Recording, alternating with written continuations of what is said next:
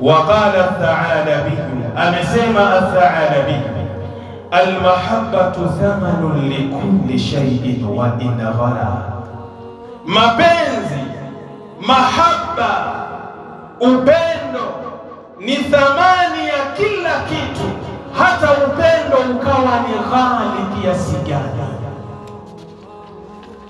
Wasulamun ila kulli shay'in wa in ala, upendo, mapenzi, mahaba ndiyo ngazi ya kila kitu, hata kama itakuwa ni urefu kiasi gani.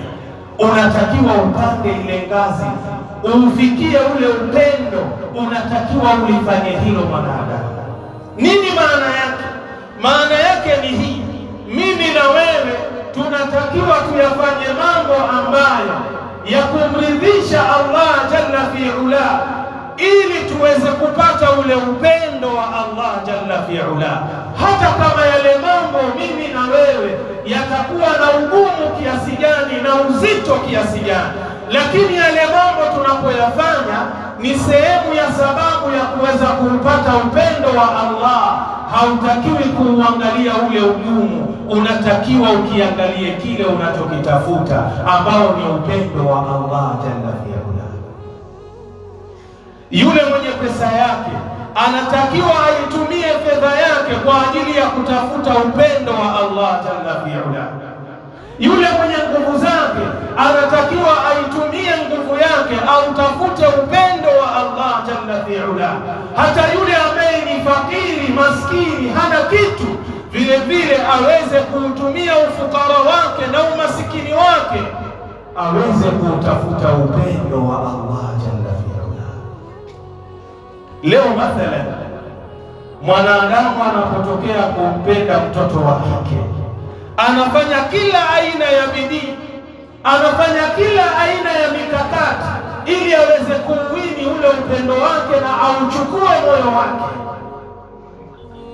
Inaweza kufikia mahala akatafuta hata marafiki zake. Yule msichana anapenda nini na hapendi kitu gani, katika zawadi kitu gani anakipenda, kitu gani hakipendi.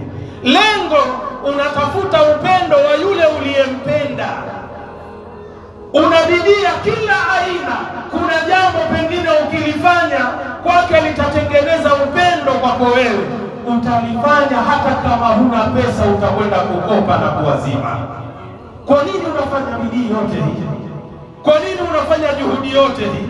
Ni kwa sababu unautafuta ule upendo, unautafuta ule moyo wa yule mtoto wa kike uliyefanya nini, uliyempenda. Kwa nini? Kwa Allah jalla fi ula. Haufanyi yale mambo ambayo chanzo chake utakapoyafanya itakuwa ni sehemu ya sababu ya kupata upendo wa Allah jalla fi ula. Ndio maana mimi na wewe tunatakiwa tutumie huu wakati wetu, tutumie nguvu zetu, tutumie fedha zetu kutafuta upendo wa Allah jalla fi ula. Kwa sababu gani? Unapoupata upendo wa Allah jalla fi ula, ni sehemu moja ya uchamungu baada ya kumalizika mwezi mtukufu wa Ramadhani.